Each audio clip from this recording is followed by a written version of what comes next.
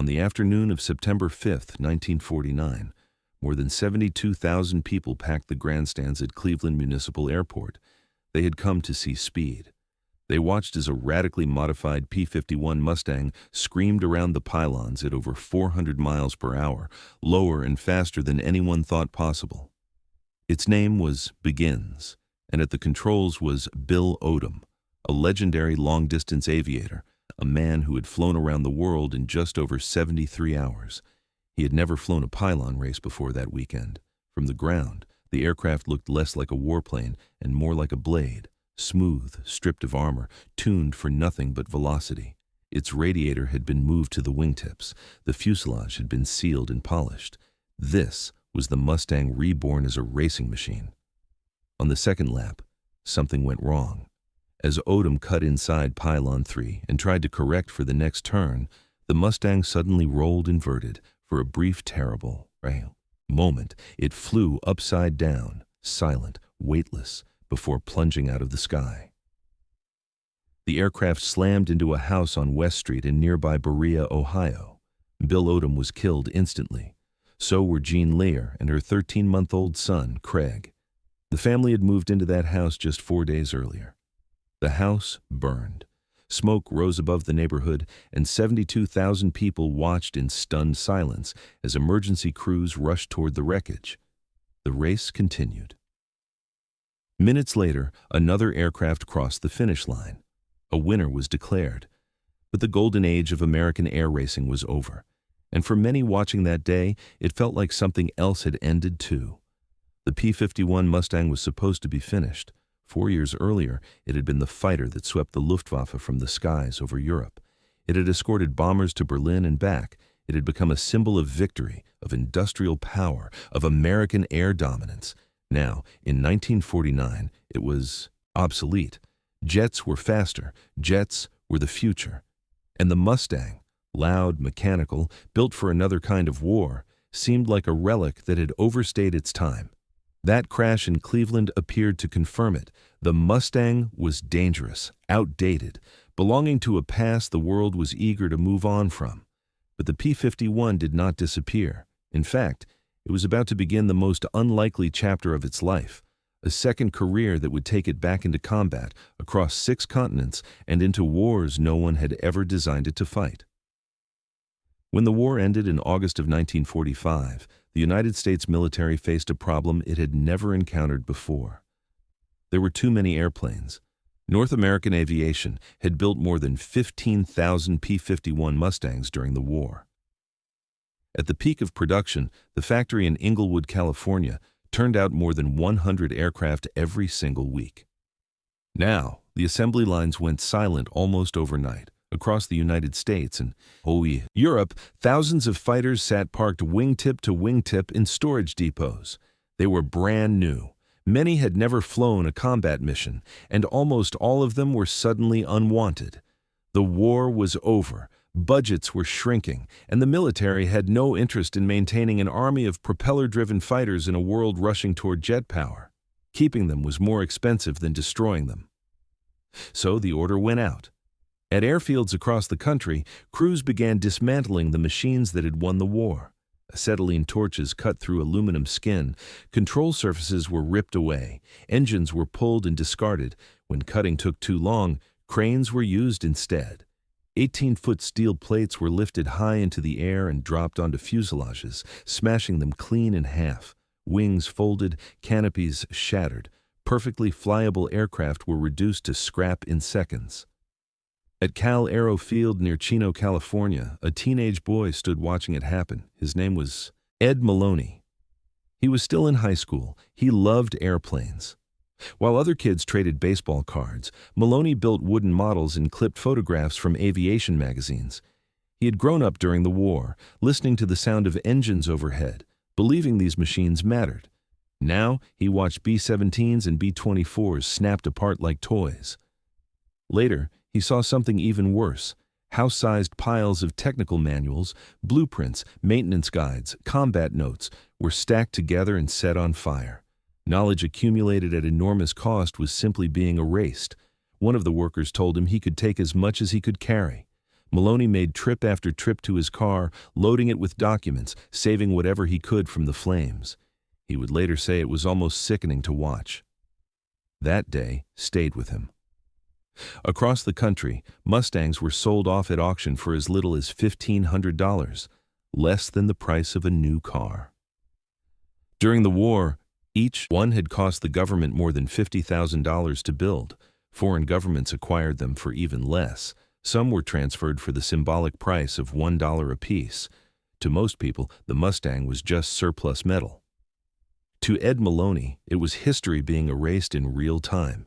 He did not have much money, but he made himself a promise. If the military would not save these airplanes, someone else would have to. And somehow, it would start with him. By the end of the 1940s, military planners believed the future of air combat had already arrived. It was fast, it was sleek, and it had no propeller. Jet fighters like the Lockheed P-80 Shooting Star could outrun any piston-engine aircraft in level flight. They climbed faster, flew higher, and represented everything modern air forces wanted to become. To many commanders, the lesson of World War II seemed obvious. The age of the propeller fighter was over. So when North Korean forces crossed the 38th parallel on June 25, 1950, the United States responded with jets. Within days, that confidence collapsed. American jet squadrons operating from Japan rushed toward the Korean peninsula, only to discover a problem that had nothing to do with speed. They couldn't stay. The round trip from Japanese bases consumed nearly all of a jet's fuel. Pilots arrived over the battlefield with only minutes to search for targets before turning back. Close air support, the kind ground troops depended on, was almost impossible. There was another problem. Early jet engines demanded long paved runways. Korea had very few. The airstrips that did exist were short, rough, and frequently cratered by artillery. Jet intakes sucked up dust and debris. Engines flamed out. Aircraft were grounded. The jets were impressive. They were also useless where the fighting was actually happening. Desperate commanders began looking for alternatives. They found them sitting in storage depots coated in desert dust. The P-51 Mustang. Unlike the jets, the Mustang could loiter over the battlefield for hours. It could operate from dirt strips that would destroy a jet engine. It could carry bombs, rockets, and napalm, and there were hundreds of them available immediately. The decision was made in haste. Mustangs were pulled out of mothballs. Air National Guard units were stripped of aircraft. Crews worked around the clock to make fighters airworthy again.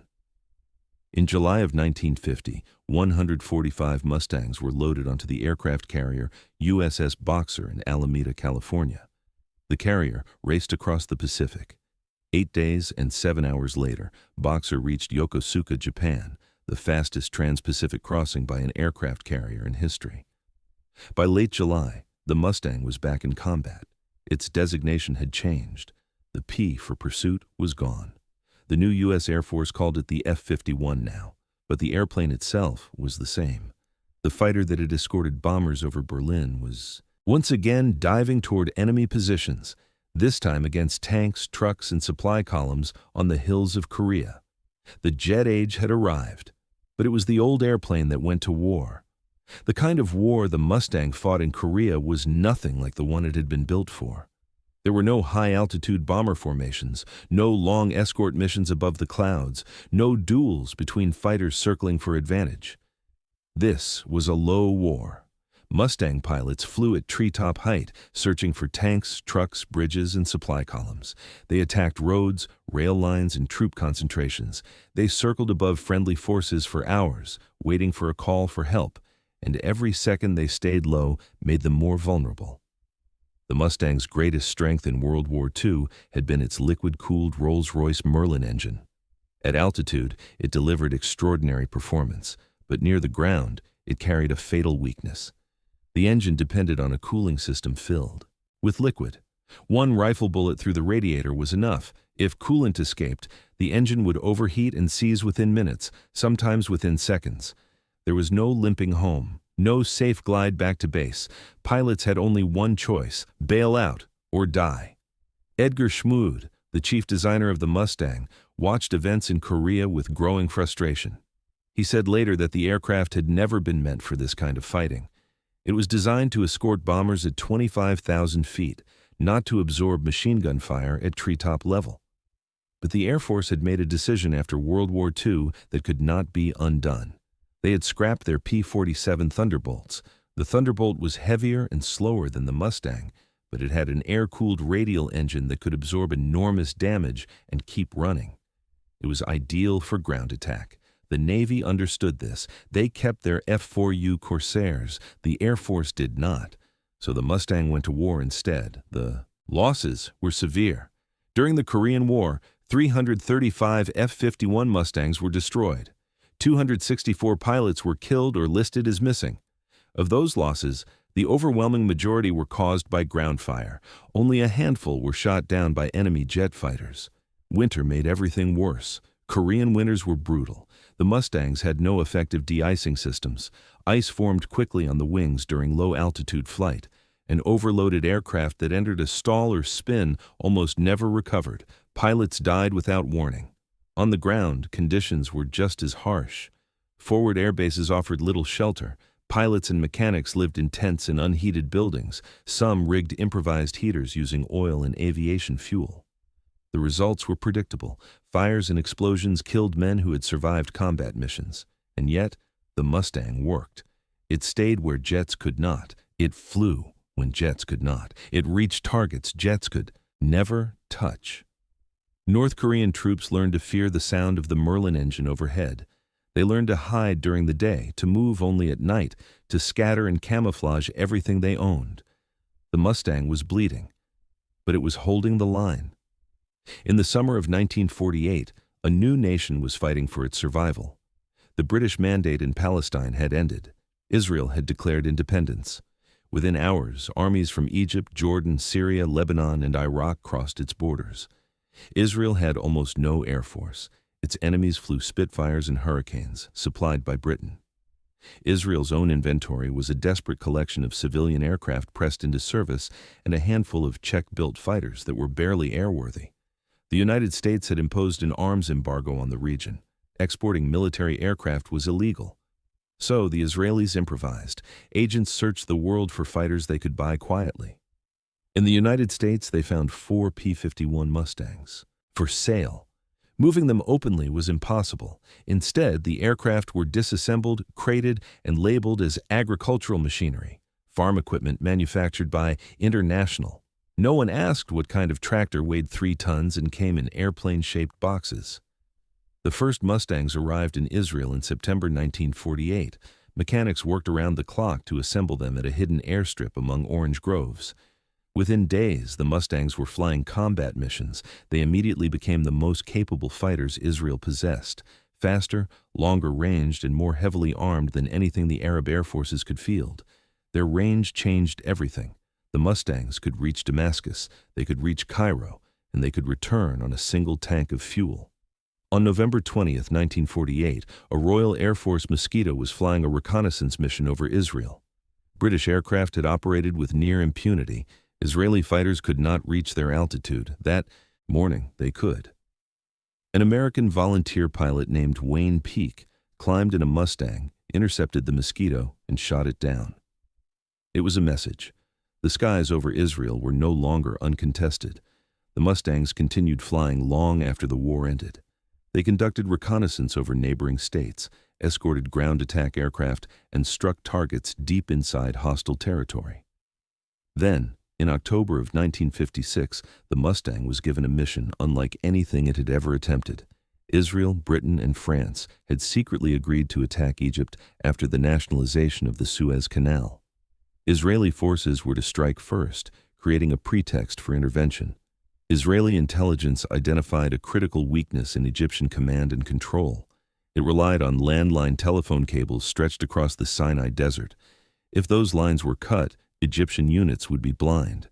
Pairs of P-51 Mustangs took off and flew west at treetop height, so low that their propellers nearly touched the sand.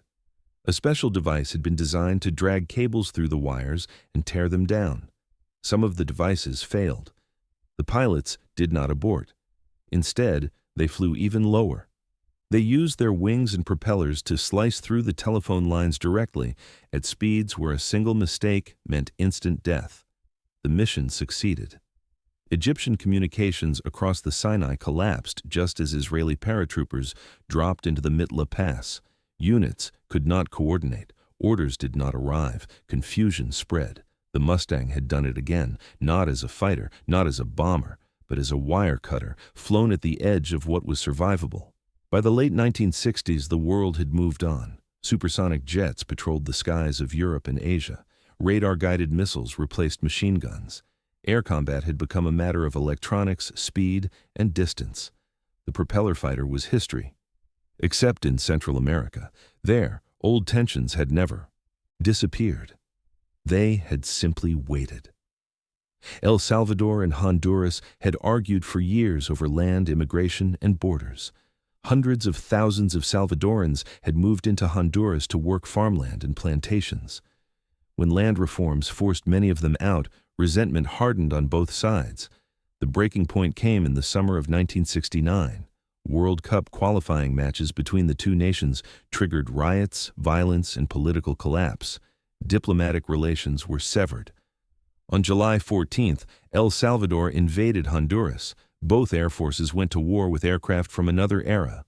Honduras flew F-4U Corsairs, bent-wing naval fighters from World War II.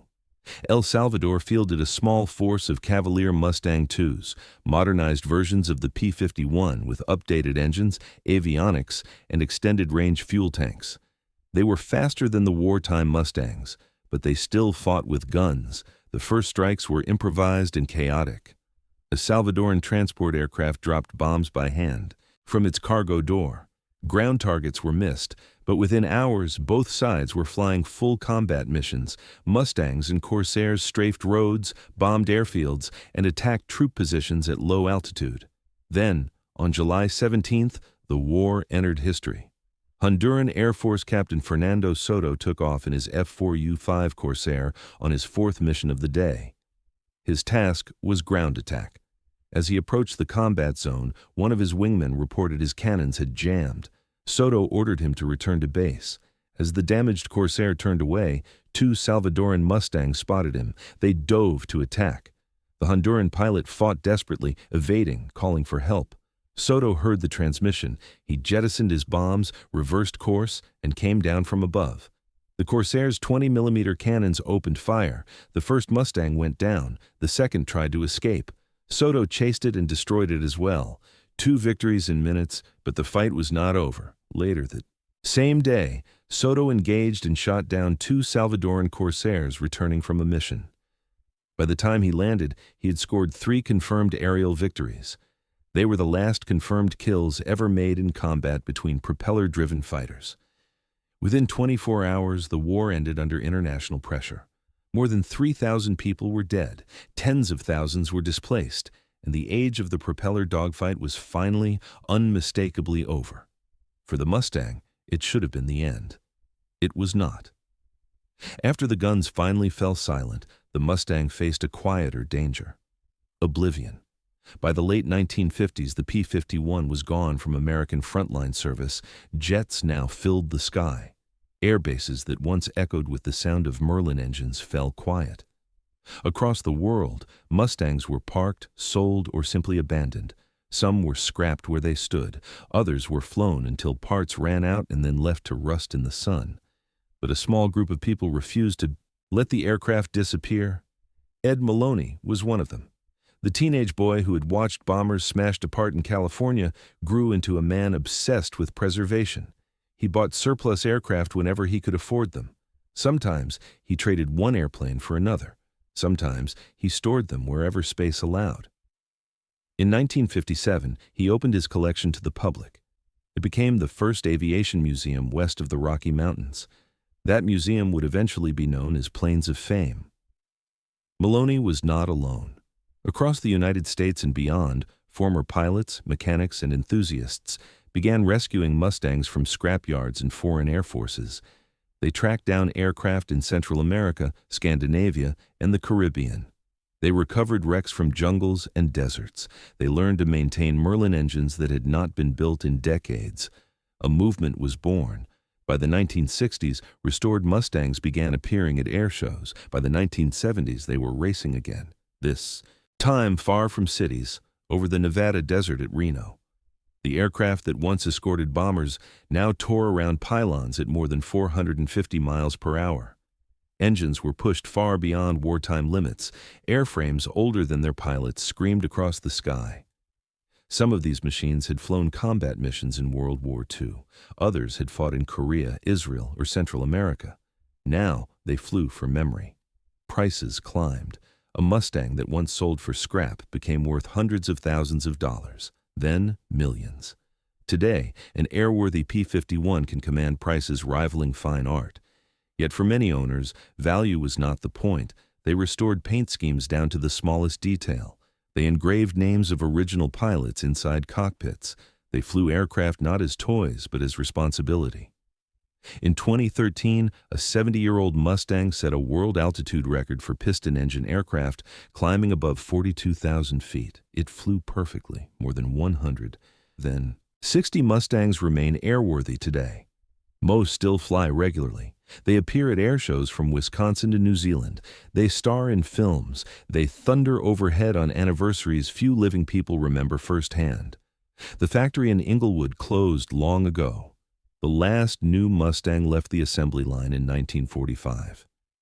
But the sound never left the sky. As long as one Merlin engine still turns, the Mustang is not just an airplane, it is a witness. The P-51 Mustang was never meant to last this long. It was designed in just over 100 days to meet an urgent wartime need. It was supposed to be a stopgap, a temporary answer until something better came along. Instead, it became the defining American fighter of the Second World War. And when that war ended, the Mustang refused to accept that its purpose was finished. It flew into Korea when jets could not stay. It crossed deserts and borders for nations fighting to exist. It cut telephone wires in the Sinai. It fought the last propeller-driven dogfights in history over Central America. Decades after its factories closed, it was still flying combat missions. That kind of longevity is not an accident.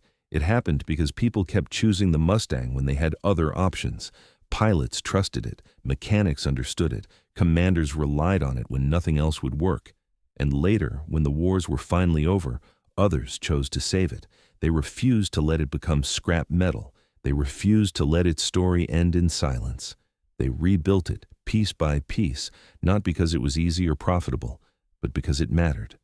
Today, when a Mustang starts its engine, the sound is unmistakable. It is mechanical. It is raw. It belongs to another time. That sound once meant escort fighters were overhead. It meant help was coming. It meant someone was watching from the sky. Now, it means remembrance. Every time a P-51 lifts into the air, it carries more than fuel and oil. It carries the weight of decades, of wars fought, lives lost, and a machine that kept being called back when the world needed it. The Mustang outlived its war. It outlived its enemies. It even outlived the age that created it. And as long as that sound still echoes overhead, the story is not finished. If you found this story worth remembering, thank you for taking the time to listen. And if you wish, share where you're watching from. The Mustang flew over the world. Its story belongs to all of us.